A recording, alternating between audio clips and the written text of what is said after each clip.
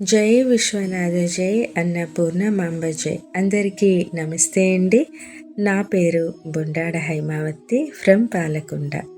సాక్షాత్తు సనారి విశ్వేశ్వర వారి సంవాదమునందు వేదాంత ప్రబంధమునందు ప్రథమాశ్వాసము 21వ భాగం 32వ ఎపిసోడ్ ఈరోజు తెలుసుకుందామా. ఈ యొక్క వీడియోని ఇలా అందజేస్తున్నవారు శ్రీ సనారి అన్నపూర్ణమాంబ మఠం అభివృద్ధి కమిటీ. మరి వీడియోలోకి వెళ్ళిపోదామా.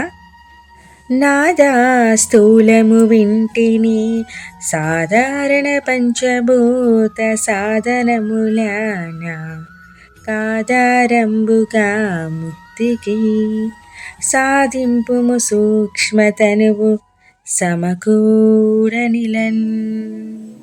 తాత్పర్యము: పంచభూతముల పంచీకరణ ద్వారా నిర్మితమైన స్థూల దేహము గురించి చక్కగా అవగాహన కలిగినది.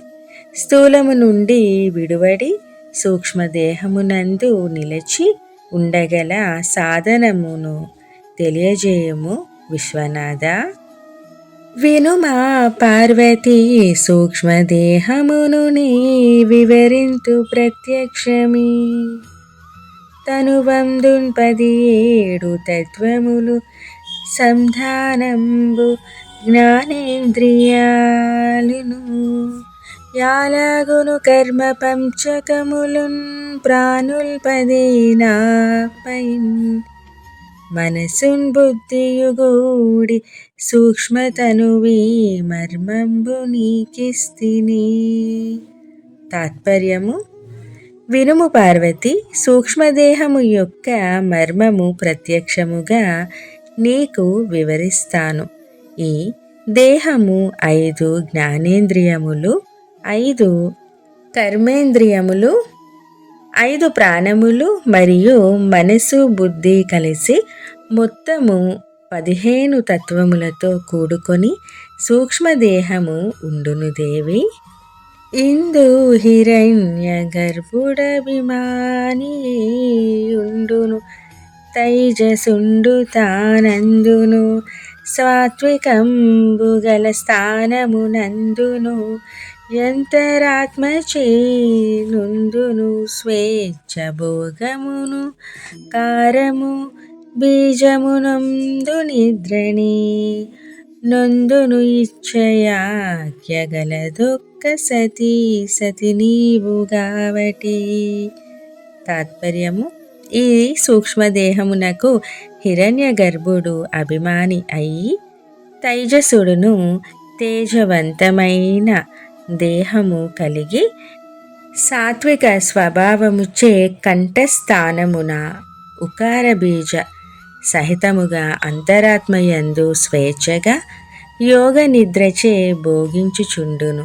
అట్టి వారిని ఇచ్ఛాశక్తివై రక్షించుదానవు నీవే కదా పార్వతి. వినుసానగలిందును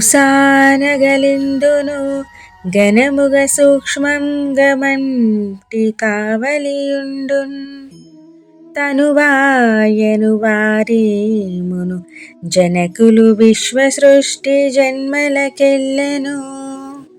తాత్పర్యము: వినుము పార్వతి, సానగాదులు సూక్ష్మదేహమునకు రక్షణగా కావలి ఉండును.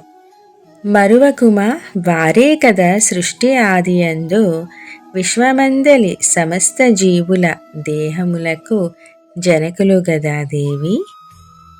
కారణదేహము వినగా గోరితి సూక్ష్మంబు చెవుల కోరిక దీరిన్ పూరిత కరుణా వీక్షణ సారంబులు గలుగనిమ్ము సారాంశములన్.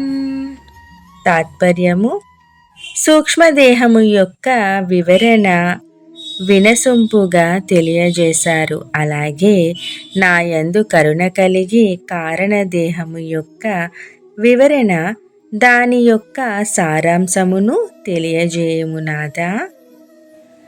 ఆనందం తీరునున్ గలదటం చాలోచన వాక్కున చేనన్ చెప్పుటకద్భుతం బొగదని చక్షుల్ హృదిగ్రాహ్యమౌ